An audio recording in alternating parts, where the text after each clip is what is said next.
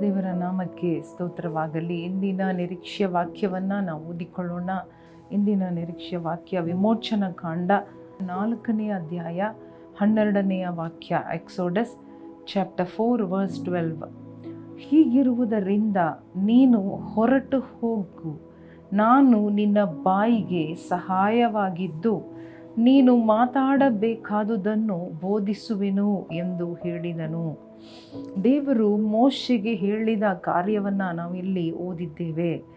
ದೇವರು ಮೋಶೆಯನ್ನು ನೋಡಿ ಒಂದು ದೊಡ್ಡ ಕೆಲಸ, ದೊಡ್ಡ ಬಿಡುಗಡೆಯ ಕಾರ್ಯಕ್ಕಾಗಿ ಅವನನ್ನು ಕರೆಯುವಾಗ ಅನೇಕ ಕಾರ್ಯಗಳನ್ನು ಮೋಶೆ ಅಲ್ಲಿ ಹೇಳುತ್ತಾ ಇರುತ್ತಾನೆ. ಅದರಲ್ಲಿ ಒಂದು, ಅವನಿಗಿದ್ದ ಬಲಹೀನತೆ, ಅವನಿಗಿದ್ದ ತೊದಲು ನಾಲಿಗೆಯನ್ನು ಕುರಿತು ಅವನು ಹೇಳಿ ದೇವರ ಬಳಿಗೆ, ನಾನು ಮಾತಿನವನು ಅಲ್ಲ, ನನಗೆ ಮಾತು ಬಾರದವನು, ನಾನು ತೊದಲುವವನು ಎಂಬುದಾಗಿ ಹೇಳುವಾಗ ದೇವರು ಹೇಳುತ್ತಾ ಇದ್ದಾರೆ, ನಾನೇ ಬಾಯನ್ನು ಉಂಟು ಮಾಡಿದ್ದು, ಒಬ್ಬನನ್ನು ಮೂಕನಾಗಿಯೂ ಕಿವಿಡನಾಗಿಯೂ ಕಣ್ಣಿಲ್ಲದವನಾಗಿಯೂ ಅಥವಾ ಕಣ್ಣನ್ನು ಬಾಯನ್ನು ಮೂಗನ್ನು ಸೃಷ್ಟಿ ಮಾಡಿದ್ದು ನಾನಲ್ಲವೇ? ಆದ ಕಾರಣ ನಿನ್ನನ್ನು ನಾನು ಕರೆದಿದ್ದೇನೆ, ಆಯ್ಕೆ ಮಾಡಿದ್ದೇನೆ. ನಿನ್ನ ಮುಖಾಂತರ ಒಂದು ಕೆಲಸ ಆಗಬೇಕಾಗಿದೆ, ನಿನ್ನ ಮುಖಾಂತರ ಒಂದು ಉದ್ದೇಶ, ದೇವರ ಉದ್ದೇಶವಿದೆ. ಅದನ್ನು ನೀನು ನೆರವೇರಿಸಲೇಬೇಕು.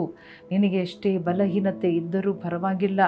ದೇವರಿವತ್ತು ನಮ್ಮನ್ನು ನೋಡಿ, ನಿಮ್ಮನ್ನು ನೋಡಿ ಹೇಳುವ ಕಾರ್ಯ, ಯಾವುದೇ ಒಂದು ಬಲಹೀನತೆ ಇದ್ದರೂ ಕೂಡ ದೇವರು ಹೇಳುತ್ತಾ ಇದ್ದಾರೆ, ಆ ಬಲಹೀನತೆಯಲ್ಲಿ ನಾನು ನಿನಗೆ ನೆರವಾಗಿ ಸಹಾಯವಾಗಿ ಇರುವೆನು.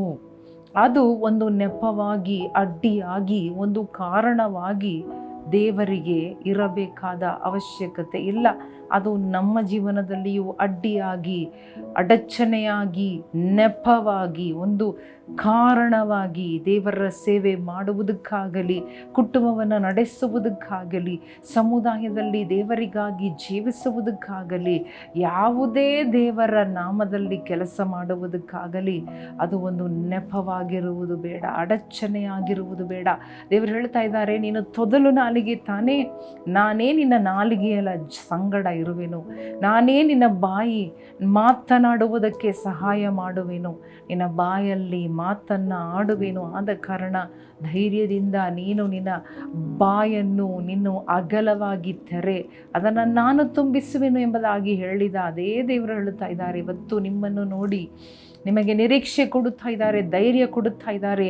ನಾನು ನನ್ನಲ್ಲಿ ಏನು ಮಾತನಾಡಲಿ ಎಂಬುದಾಗಿ ಭಯಪಡಬೇಡ. ದೇವರು ನಿನಗೆ ಬಾಯಲ್ಲಿ ಬೇಕಾದ ಸಹಾಯವನ್ನು ಕೊಡುತ್ತಾರೆ.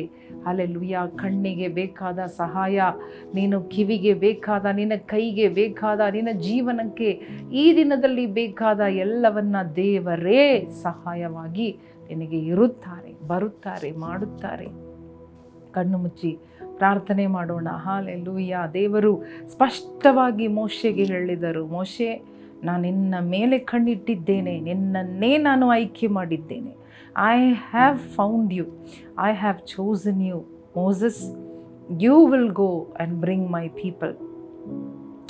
Hallelujah. No excuses, no weakness. ಯಾವುದೇ ಬಲಹೀನತೆ, ಯಾವುದೇ ನೆಪ ದೇವರ ಒಂದು ಉದ್ದೇಶದಿಂದ ನಿನ್ನನ್ನು ನಿಲ್ಲಿಸಲು ಸಾಧ್ಯವಿಲ್ಲ.